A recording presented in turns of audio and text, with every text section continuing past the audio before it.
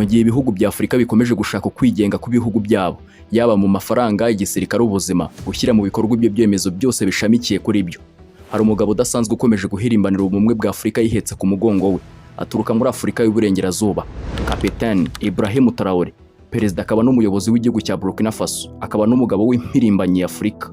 Ariko nubwo bimeze gutyo, bagashaka buhake bakomeje kumugerera amajanja, n'abasirikare bakomeye mu gihugu cyayoboye bashaka kumuraba ivu, kumwivugana ngo bisasire amagara ye. Ese ahubwo uyu mugabo Kapiteni Ibrahim Traoré ni gute amaze gusimbuka kudeta n'impfu zirenga 30 zitagira ingano? Abikora ate? Abigenza ate? Mu buhe buryo? Hano urasabwa kuntiza amaso n'amatwi byawe gato kugira ngo usasanurire ibisasanuye kugeza bisasanutse birangiye. Naho ngiye nk'ibisanzwe mbahaye ikaze, nitwa Mfura Crazy. Stay tuned.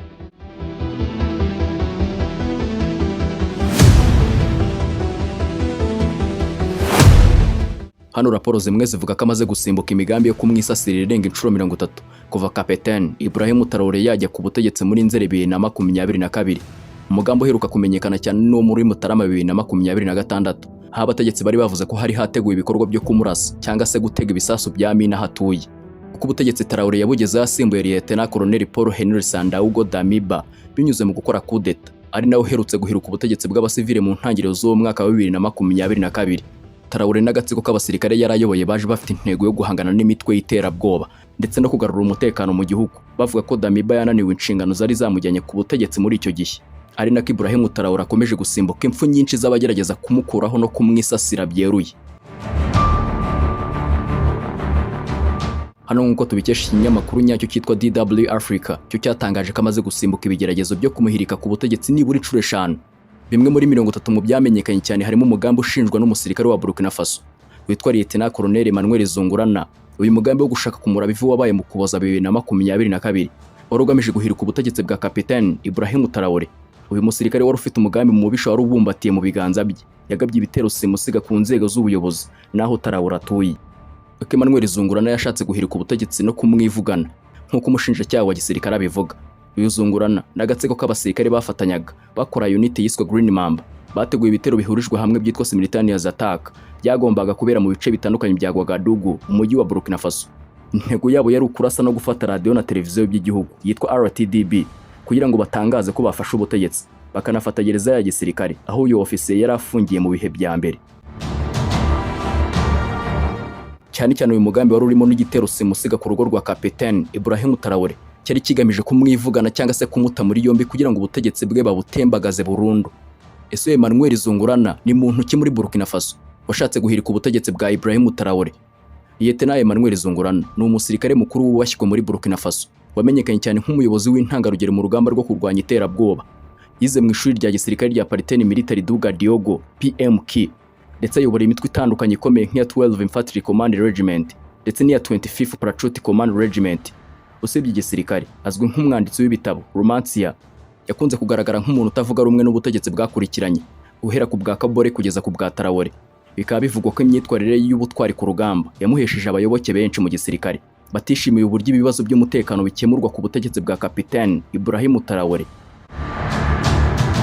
Gusa Ibrahim Traoré yarokotse uyu mugambi bitewe n'uko inzego z'ubutasi zihambaye za intelligence services zashoboye gutahura no kumenya uyu mugambi byihuse hakiri kare cyane mbere y'uko ushyirwa mu bikorwa, kuko inzego z'umutekano zamenye neza ko hari abasirikare n'abahoze mu gisirikare bacungira hafi y'inzu ye n'ahandi hantu hatandukanye akunze kuba ari. Ibi byatumye habaho gutabwa muri yombi kwa Zungurana ari ku tariki ya 27 Ukuboza 2022. Gusa nyuma y'iminsi 12 gusa yari amaze afunguwe by'agateganyo, inzego z'umutekano zahise zikaza uburinzi ku rugo rwe no mu mijyi ya Ouagadougou, bituma uwo mugambi uburizwamo maze bahagarika uwo mugambi mu bishibuye ritakisha isuka.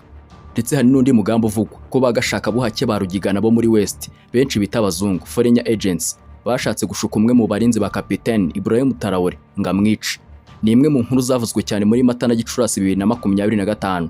Bivugwa ko uwo mugambi wari washyizweho amafaranga atagira ingano n'ibindi bitandukanye kugira ngo uwo murinzi yice Ibrahim Traoré. Bivugwa ko uwo murinzi wa hafi bodyguard wa Ibrahim Traoré yashutswe n'abantu b'abanyamahanga bamusezeranye ko bazamuha ibipfuritse by'amamiliyoni 5 z'amadolari y'Amerika kugira ngo yisasire umugabo uri gukora ibidasanzwe aharanira ubumwe n'impinduramatwara bya gikoroni muri Afurika, Ibrahim Traoré. Gusa usibye ayo mafaranga bamusezeranyije ko we n'umuryango we bazahita bacyurwa mu buryo bw'ibanga bakajya gutura mu gihugu cy'Ubufaransa. maze bagahabwa ubwenegihugu bwaho kugira ngo bibe ingwate y'umutekano wabo nyuma yo gukora icyo gikorwa cyo gukuraho amagara ya Ibrahim Traoré, umugabo bita ko yababanye isereri hano muri Afurika. Uko icyo gitero cyari cyapanzwe wari umugambi wari uteye ubwoba, kuko wateguraga ko Traoré akorwa ku isi mu gihe yaba ari mu masengesho ya Islam.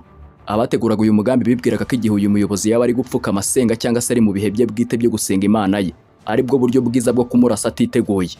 Kuko batekereza ko kuba uwo murinzi amuba hafi cyane byari kumworohera gushyira mu bikorwa uwo mugambi mu buryo bworoshye kandi bwizewe. Uwo murinzi amaze guhabwa iryo gerageza rikomeye, yagize ubunyangamugayo n'ubudahemuka budasanzwe. Mu nkuru zavuzwe yavuze ko adashobora kwemera ayo mafaranga kasimbura agaciro k'ubuzima bw'umuntu ndetse n'ubw'igihugu cye. Yagize ati, nari kuba mbaye intwari mu maso y'abatubonamo abanzi kuko nishe umuvandimwe wanjye, ariko ngasigara n'umugambanyi n'ikigwari mu maso y'abaturage banjye.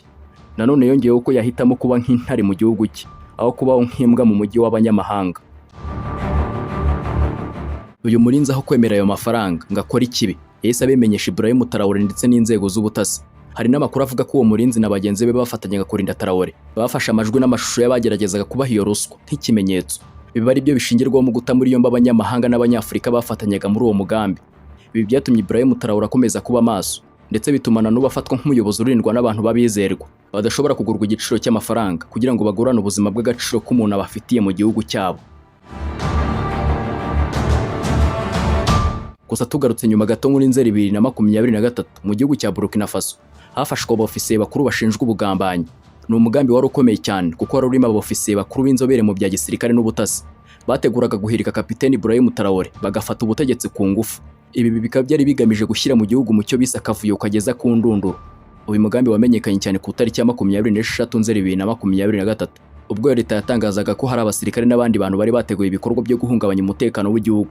Abo bofisiye bashinjwaga kuba baracuze umugambi wo kwivugana umukuru w'igihugu no gufata ibigo bikomeye bya gisirikare n'itumanaho.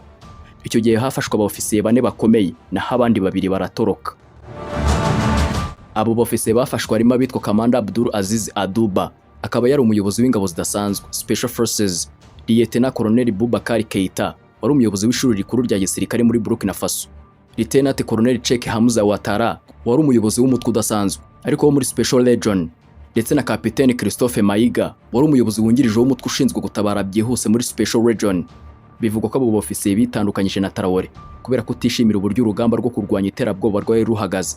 Mbere y'uwo mugambi h'iminsi mike hari habaye ibitero by'iterabwoba byahitanye abasirikare n'abakorerabushake barenga 50 mu gace kitwa Yatenga, bituma mu gisirikare havuka umwuka mubi n'ubushyamirane. Ikindi cyavuzwe n'amakimbirane ari mu nzego zitandukanye z'umutekano n'ingabo zisanzwe, ndetse nuko bamwe babonaga uburyo Traoré ayobora bishobora kuvutsa igihugu umutekano mu gihe kirekire. Hani Ibrahim Traoré yarokotse uyu mugambi bitewe n'ubutasi bukaze intelligence bwatumye inzego z'umutekano zitahura uwo mugambi hakiri kare cyane. Ubwo amakuru y'uwo mugambi yasakaraga ku mbuga nkoranyambaga, abaturage babarirwa mu bihumbi buzuye mu mihanda ya Ouagadougou n'indi mijyi ya Bobo Darusi mu ijoro ryo ku itariki ya 26 Nzeri bavuga ko baje kurinda Kapiteni Traoré no kuburizamo imigambi y'abashakaga kumuhirika.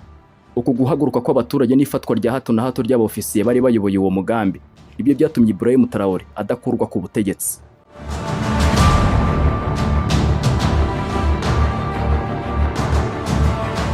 Ndetse mbwa yatabaye Ibrahim Traoré ni imwe mu nkuru zikomeye kandi ziteye ubwoba zagiye zicicikana mu bitangazamakuru by'imbere muri Burkina Faso ndetse n'imbuga nkoranyambaga muri Gicurasi 2025. Ibi bishimangira uburyo uyu muyobozi arindwa mu buryo budasanzwe. Iyo mbwa yamutabaye byimbitse muri uwo mugambi wo kumuhirika. Bivuga ko hari igisasu cyari cyatezwe mu muhanda Ibrahim Traoré yagombaga kunyuramo. Bivuga ko imbwa ishinzwe gusaka ibisasu yitwa K9 Security Dog yari kumwe n'itsinda ry'abamurinda, ariko yo yatawe icyo gisasu cyari cyatezwe hakiri kare cyane. Mu gihe ibindi bikoresho bikoreshwa bisaka byari bitaramenya icyo gisasu kiri. Iyo mbwa yagaragaje ko ari ikimenyetso kidasanzwe cyo kuburira, bituma abashinzwe umutekano bahagarika urugendo rwe vuba byihuse. Uwo mugambi wari wateguye mu buryo bw'ikoranabuhanga rihanitse, aho igisasu cyagombaga guturitswa hifashishijwe itumanaho rya kure remote control, mu gihe imodoka ya Traoré yari kubigeze hejuru yacyo. Bivuga ko iyo mbwa itaza kuburira abarinzi be ngo bamuhagarike, icyo gisasu cyari guturika kigahita n'uwo ari we wese muri uwo muhanda. Ibi byatumye inzego z'ubutasi zongera kwizera cyane akamaro k'imbwa z'ubutasi mu kurinda umukuru w'igihugu, dore ko byagaragaye ko zishobora gutahura n'ibyuma biba bitabonye mu buryo bwihuse. Nyuma y'icyo gikorwa cyo gutabarwa n'imbwa, Ibrahim Traoré yashimiye cyane abashinzwe umutekano we n'iyo mbwa by'umwihariko, ndetse amakuru amwe avuga ko yategetse ko hashyirwa imbaraga nyinshi mu gutoza imitwe y'imbwa z'ubutasi muri Burkina Faso. Iyi nkuru yakomeje gukoreshwa nk'ikimenyetso cy'uko Traoré afite imana n'amahirwe bimurinda, dore ko ari n'umwe mu bayobozi bamaze gusimbuka imigambi myinshi yo kwicwa mu gihe gito amaze ku butegetsi. Ndetse no muri 2025 muri uwo mwaka hari umugambi utari mwiza hagati ya Burkina Faso na Cote d'Ivoire, kuko leta ya Ouagadougou yashinje leta ya Cote d'Ivoire kuba igihugu kindiri yabashakaga guhirika ubutegetsi bwa Kapiteni Ibrahim Traoré bifashishije abacancuro n'abasirikare b'abanyamahanga. Leta ya Burkina Faso binyuze mu muvugizi wayo n'inzego z'ubutasi yatangaje ko hari itsinda ry'abantu bari bateraniye mu mujyi wa Abidjan muri Cote d'Ivoire ririmo abahoze mu nzego z'umutekano za Burkina Faso n'abanyamahanga b'abacancuro. Bivugwa ko uyu mugambi wari ushyigikiwe mu buryo bw'amafaranga n'ibikoresho n'abantu bakomeye muri Cote d'Ivoire, hagamijwe gutegura igitero simusiga cyari kigizwe n'imitwe itatu itandukanye yagombaga kwinjira muri Burkina Faso iturutse ku mipaka itandukanye kugira ngo bateshe umutwe ingabo za Traoré. Uyu mugambi wari wateguwe mu bice bibiri. Icya mbere kwari ukurasa ibigo by'itumanaho n'inganda z'amashanyarazi muri Ouagadougou kugira ngo umujyi ujye mu icuraburindi ry'umwijima n'itumanaho rihagarare. Icya kabiri cyari igitero kidasanzwe cy'indege zitagira abapilote drones n'abakomando bagombaga kugaba igitero ku kigo cya gisirikare cya Burkina Faso n'ahandi hantu Traoré akunda kuba ari. Intego nyamukuru yari ukumufata ari muzima cyangwa se kumwivugana mu kajagari k'icuraburindi kari kavutse muri icyo gihe. Ibrahim Traoré n'inzego ze z'ubutasi bamenye uwo mugambi binyuze mu gukurikirana ibiganiro by'itumanaho rya kure hagati y'abari muri Abidjan n'abo bafatanyaga bari imbere mu gihugu. Ikindi cyabaye ingirakamaro n'ubufatanye bwa Burkina Faso n'ibindi bihugu by'inshuti bigize ihuriro rya Alliance des États du Sahel byatanze amakuru y'ubutasi yuko hari abasirikare n'ibikoresho byimurirwaga hafi y'umupaka. Ibi byatumye Burkina Faso ihita yohereza ingabo zikomeye ku mipaka yayo n'inzira zose zari ziteganyijwe kwinjiramo, bituma abateguraga ibitero babona ko bamenyekanye, nuko uwo mugambi upfubirizwamo mbere y'uko utangira. Iki gikorwa cyatumye Ibrahim Traoré afata umwanzuro ukaze wo gukaza ubugenzuzi ku mupaka wa Cote d'Ivoire ndetse no gushinja mu ruhame ubuyobozi bwa Abidjan kuba bwarabaye inzira y'abashakaga guhungabanya ubusugire bwa Burkina Faso. Nubwo Cote d'Ivoire yahakanye ibi birego, Traoré yakoresheje ayo mahirwe mu gukomeza gushishikariza abaturage be kuba maso no kurinda ubumwe bw'igihugu, avuga ko abanyamahanga badashaka kubona Burkina Faso yigenga mu bukungu n'umutekano byayo.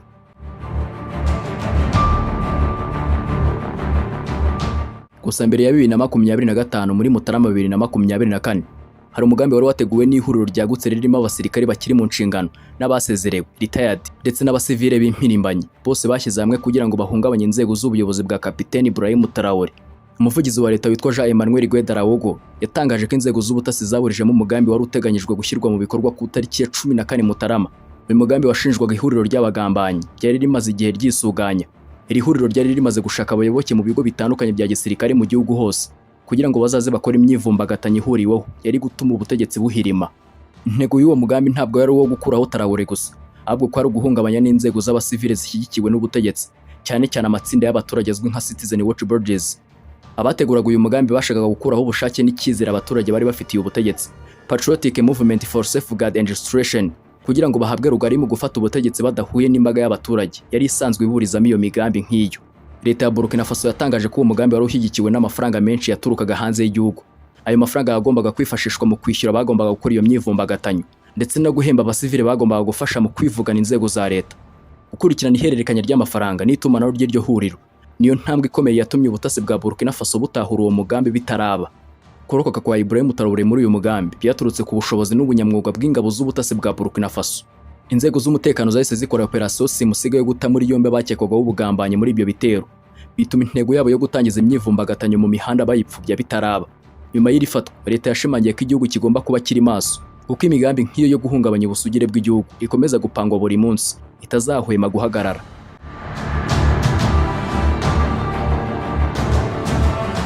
Ndetse ikindi gitero cya nyuma ni icy'umugambanyi ushinjwa n'uwahoze ari perezida wa Burkina Faso, Lieutenant Colonel Paul Henri Sandaogo Damibo, Ibrahim Traoré yahiritse ku butegetsi muri Nzeri 2022.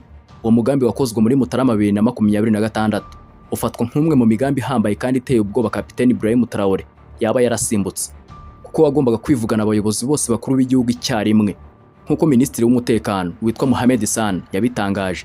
Uyu mugambi wari uyobowe na Paul Henri Sandaogo Damibo afatanyije n'abofisiye bari mu buhungiro muri Togo. Bivugwa ko Damibo yari yateguye amayeri ya gisirikare ashaka amafaranga asaga 25,000 by'amadolari y'Amerika, ndetse aya mafaranga ashinjwa guturuka muri Cote d'Ivoire, kandi akurikirana iyandikwa ry'abazashyira uwo mugambi mu bikorwa barimo abasivile n'abasirikare icyarimwe.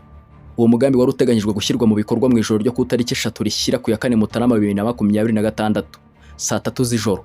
Wari ugizwe n'ibice bitatu by'ingenzi. Icya mbere cyari ukwivugana Traoré, kumwica bamurasiye hafi cyangwa se bateguye ibisasu bya mine mu nzu ahatuye. Icya kabiri wari uguhagarika ingabo z'ubutasi mbega wari uwo guhagarika ikigo cy'indege zitagira abapilote drone base kugira ngo ingabo za leta zitabasha gutabara cyangwa se gukurikirana abagabye igitero.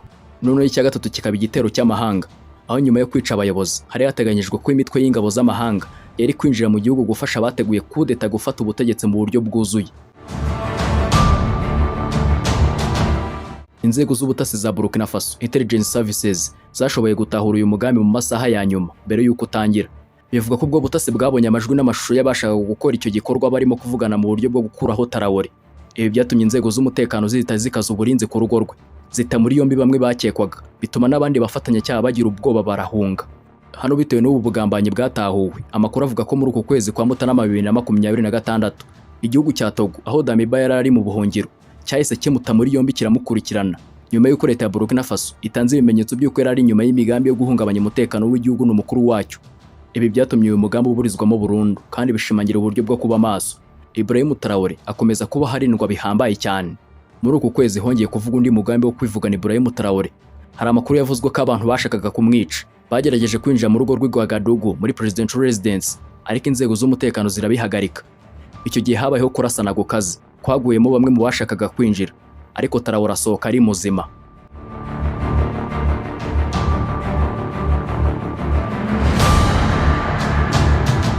Ibi bigeragezo byose biba bivugwa ko biterwa n'impamvu zitandukanye zirimo amakimbirane ari mu ngabo, uruhare rw'amahanga cyane cyane Ubufaransa na Cote d'Ivoire nk'uko leta ya Traoré bivuga, ndetse n'ibibazo by'umutekano muke biterwa n'iterabwoba ry'inyeshyamba muri iki gihugu cya Burkina Faso kiyoborwa na Kapiteni Ibrahim Traoré.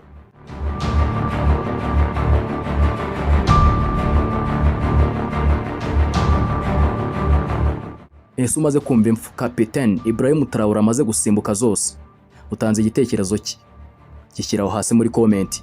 Mwakoze kubana natwe ndetse no kudutega amatwi, kandi wakunze ibyo dukora kandi like, kandi ntibibagirwe gukora subscribe. Naho ngiye wumvaga nitwa Mfura Chris. Murakoze, naho butaha.